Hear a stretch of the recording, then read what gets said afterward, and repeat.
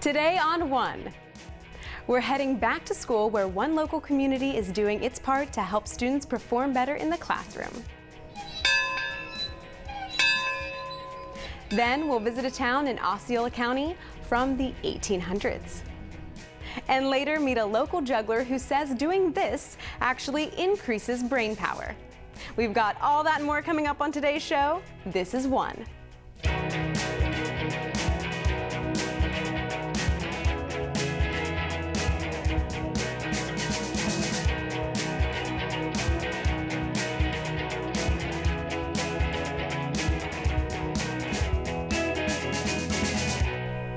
Hi, I'm Amy Lo Cicero and welcome to One, a show about the people and places that make Central Florida special. Later on in the show, we'll introduce you to several women who are creating comforts for others with an activity that's over several hundred years old. But first, a new way to help high school students achieve success in the classroom.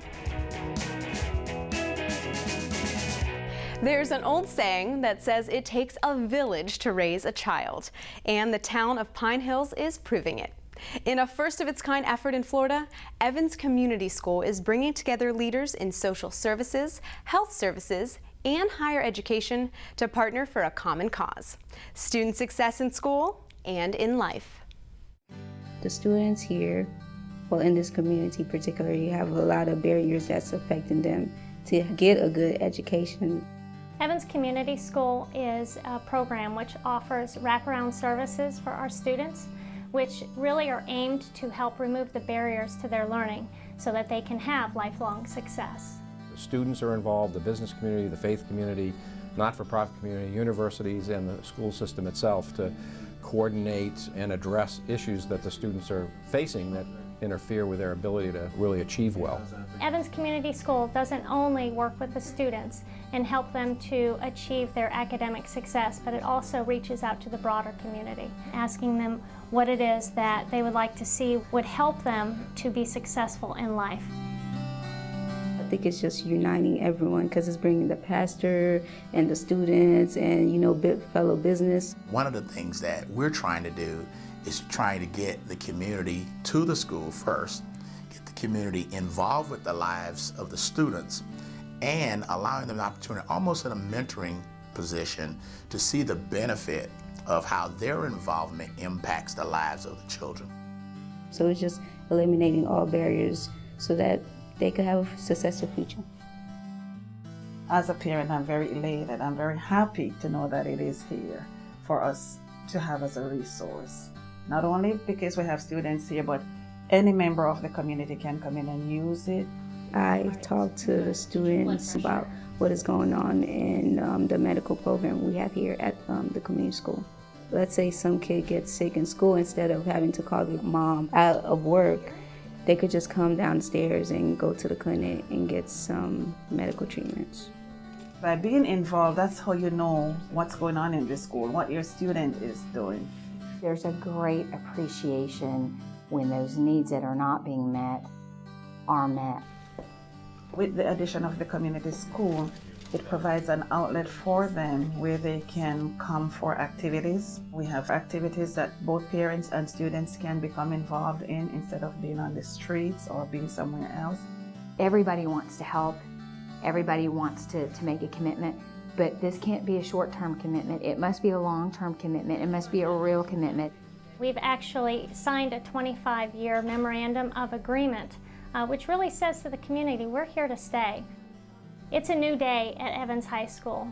The students are excited to come to school and they're proud to be at Evans. More importantly, they're really proud of who they're becoming, being an Evans Trojan.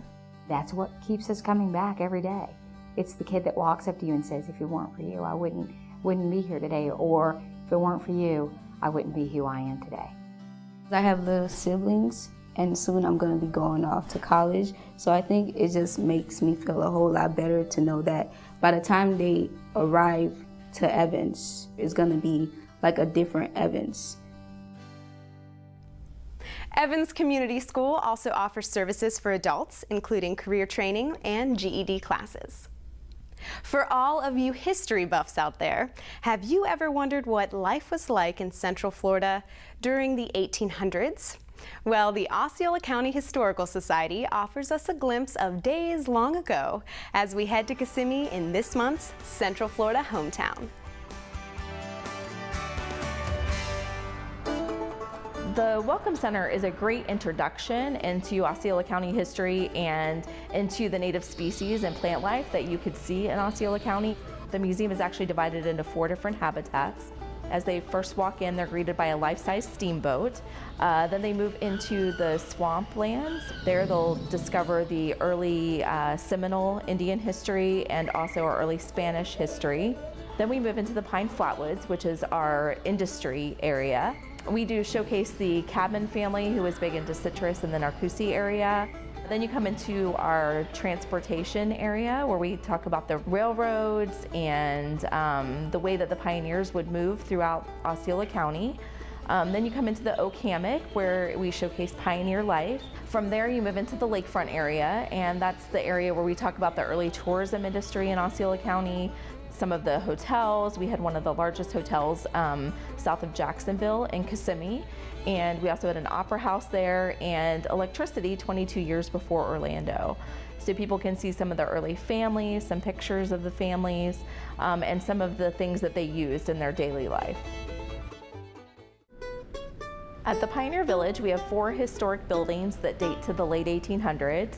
One of them is showcased as a general store. It's the Tyson home, and it was lived in by a couple with their 11 children, and it's 1 room. So a typical general store that we have showcased is not something that you would have found in town in the city of Kissimmee. They would have had much larger stores there. This is set up as a typical general store in a village, and they would have had just very primitive things such as coffee grinders, a few pans and things like that that they could have used in the kitchen. They also could have found some of their flour and things that they needed on a daily basis. For anything else that they would need, they would have had to go into Kissimmee, which would have been a long haul for them. The linear house is built of cypress, and that's what they would have been. The pioneers were logging at the time. Cypress is a very hard and sturdy wood, and it's also bug resistant, which is one reason why it holds up as long as it does. That is a board and batten construction, and when you go into the home, you'll notice there's no corner posts. The entire roof is being held by a single width of board and batten. And then it has the dog trot through the center, which allows the breeze to come in. The homes were raised up off the ground so that the air could kind of travel around them and keep them cooler in the summer because it was so hot. In the schoolhouse, the visitors can learn about school life from the late 1800s. They'll see the desks that the kids sat in, the teacher's desk. There was always a piano in there. They did not go to school year round, and most of the kids in this area had to work on the family farm, work the cattle, work in the citrus. But we do have some books in there that showcase what they would have learned. I hate to see that sun sinking. We also have a citrus packing house that came from the Narcoossee area. It was part of the Cadman family homestead, and they were a British family that moved over and settled in Narcoossee from England. And it's full of all the equipment that they used for the packing of the oranges and the cleaning and packaging and shipping. The blacksmith shop that you'll see at the Pioneer Village was actually one that you would have seen in a big town, so it was in Kissimmee. There they would have made nails, and they would have fixed shoes for the horses, and any kind of metal work that they needed for the community would have been made there. The Osceola County Historical Society has many special programs to offer, ranging from special themed camps in the summer to haunted trails at Halloween to a Pioneer Day in November. For a list of these and more, log on to their website at osceolahistory.org. Coming up on One, everybody needs to run. Meet a Central Florida resident who doesn't let her age get in the way of living life to the fullest. Then, knitting for a cause. These women are using their craft to help others. But first, let's take a look at some nonprofit events and opportunities in our community.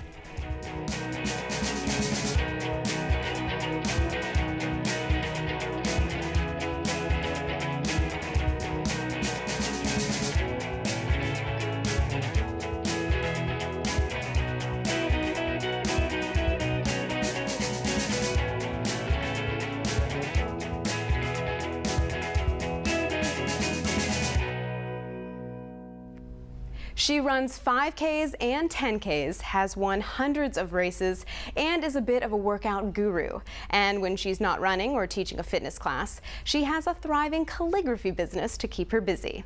Ann Call is 84, and her words of wisdom about staying fit and aging are an inspiration to many. Ann Call is this month's One to Know.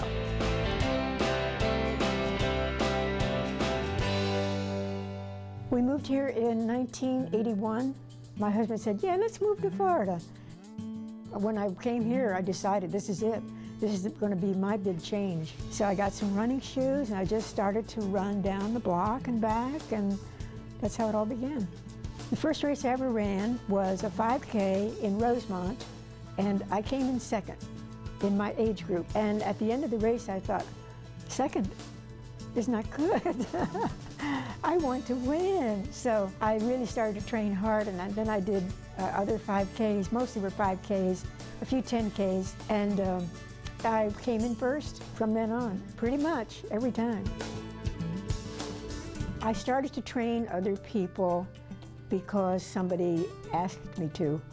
I had set up a gym on my deck, which I used for myself. And then gradually it got so that I would have classes right here on the deck, but I didn't charge anything, and I still don't, because the only thing I ask is that they come here with a commitment. I tell them it's like brushing your teeth. You don't go for days and days without brushing your teeth. You do it. You do it every day. And this is what you need to do in order to stay healthy for the rest of your living days. You have to, what I call cross-train. Monday, for instance, that's my day when I do a short run. That means a 2 to 3 mile run. And then in the afternoon, I might get on the bike. I have a bike out there, maybe a little pedaling. And then I get to work, whatever I'm working on. Usually it's some wedding job or some other thing that I'm interested in. I just wanted to continue with my art. I mean, that was my gift that I had since I was born. So I thought, well, there's always calligraphy. I know how to do that. I can do any type style, in any color that you want. So I started going around to some wedding places, and they all said the same thing. Where have you been? I've been looking for somebody like this. As you age, you have to know that things are going to slow down. You have to work around those limitations. That's it. If you can do that, there's not much that you can't do. There are a lot of challenges in life, and if something happens, you think, how do I deal with this? Well, yes, you can do that. You can do it because your mindset tells you that you can. And if you've been running, it's even better. The other day I was running, and there was a lady, and she called out to me and said, "You're so thin, you don't need to run." And I said, as I passed, everybody needs to run.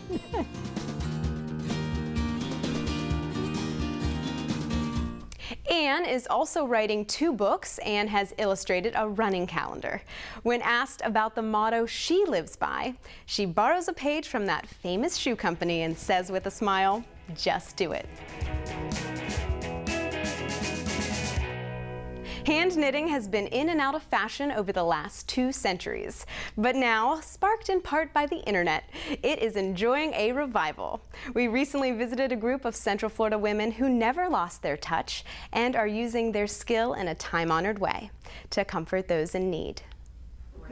Hand knitting and crocheting can appear daunting to the outsider, a single thread magically transformed into useful art. The skills in Europe can be traced to at least the 12th century, first in the hands of itinerant artisans, then under the auspices of specialized craftsmen, yes, almost always men, who formed powerful and closed guilds. Knitting has an element of learning from the previous generation, an experience not lost on the 20 or so women who meet most Mondays at the Maitland Senior Center. When I was 9 years old, long time ago, my Danish grandmother taught me. She made me knit an hour every day, and I hated it, but now I'm glad. My first grade school teacher taught me to knit, and it's been a while. And I knitted for squares for the soldiers during World War II. I started knitting when I was 5 years old during the Second World War. I helped my mother to make socks for the Army. My mother was crocheting a tablecloth, and I liked it, and I wanted to learn. So she bought a book on how to crochet, and she said, once I learn how, she'll show me all the stitches. So I learned, and then she was right there to tell me if I was doing it right or wrong. I was taught by an aunt in New York, and she just taught me the basics. But not all had help. I taught myself, and I've been doing it a lot more years than I'm going to tell you. This group started small about 8 years ago and has grown ever since, according to co-founder Marilyn Smith. We have a very diversified group of people, and everybody gets along fabulously.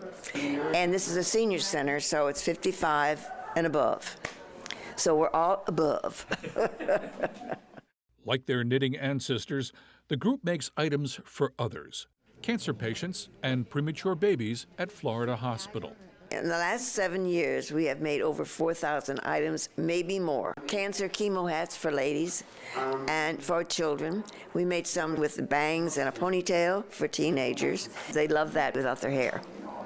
It's hats with scarves through them for chemo hats that make it a little bit fancier, dressier.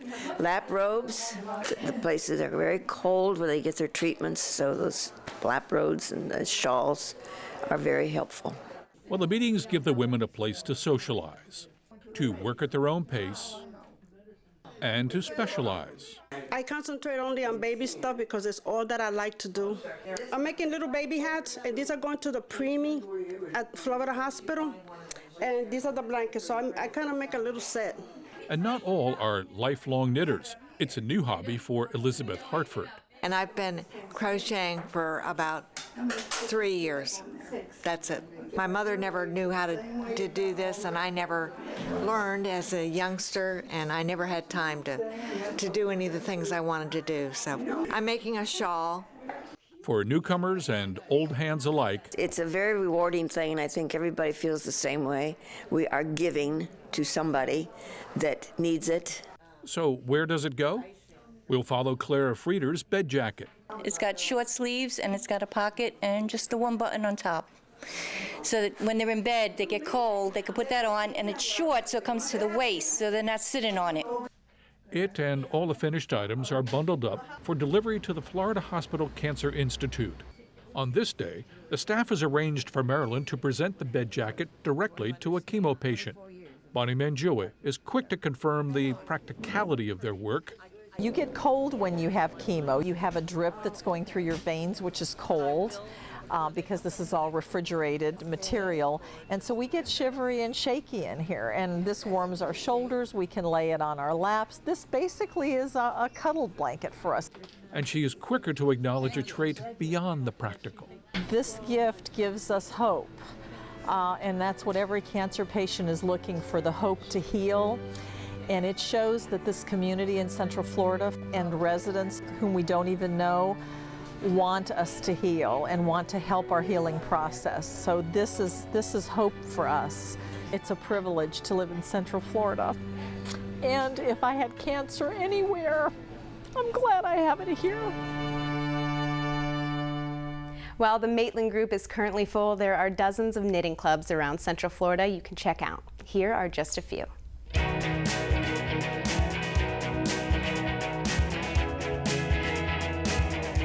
Coming up on one, from juggling to object manipulation, can practicing these crafts actually keep you mentally fit?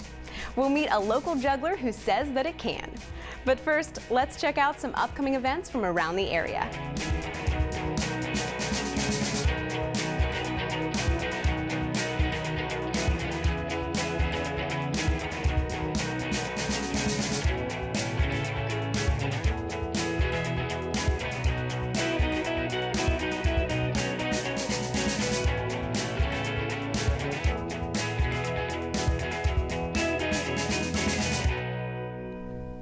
Jugglers have been entertaining us since the days of the ancient Egyptians. We watch them in amazement of the craft that they've perfected. But what does this art form give back to them? Recently, there was a juggler's workshop in town, so we stopped by to see what it was all about. I started juggling probably around the 2nd grade. My brother taught me how to juggle just 3 tennis balls, and all I could basically do is just, keep them going and not for very long. As soon as I was able to see somebody else do some more juggling stuff, immediately I started practicing it. Like, whoa, that's really cool, let me try that. And whenever I could find somebody else that used that particular object, I would try to learn from them. And I'll play with hula hoops, I'll do poi, I'll do staffs. I like this idea that no matter who I'm around and who I'm playing with, I'll be able to play with whatever they're really passionate about. And then instead of just juggling around somebody that can't juggle, maybe I'll play with a hula hoop with somebody that's a hula hooper, The different things I juggle is a pretty vast list because I pretty much try to play with everything. So if you've ever seen anyone do any form of object manipulation, and for me, defining object manipulation is basically you take some object and you play with it. You do something that seems skilled with it. It could be, a traffic cone that you balance on your head, which I guess now I'm gonna do.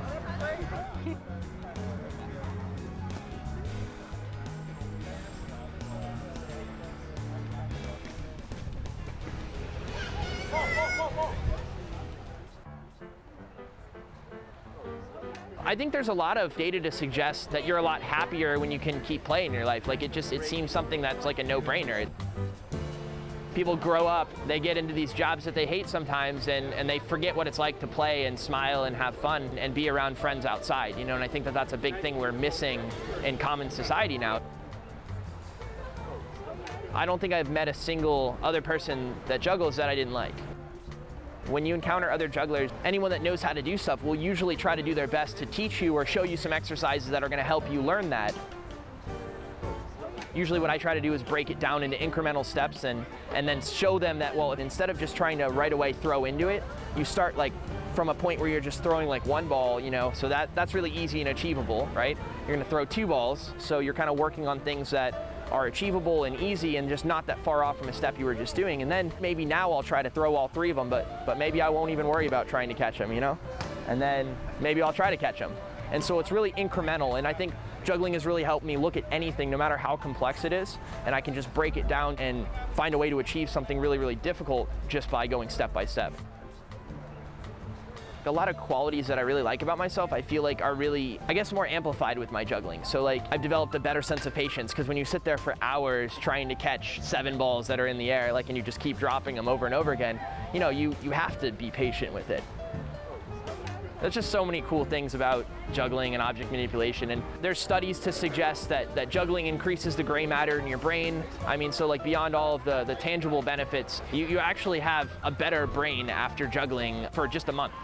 And the cool part is a certain percentage of that gray matter will remain in your brain even if you stop juggling. So that's why you'll run into people sometimes who are like, oh, I learned how to juggle 10 years ago, but I haven't touched it for 10 years. And you'll see them 5 minutes later, they can remember the juggling they used to do because it actually stays up in your brain even if you're not accessing it.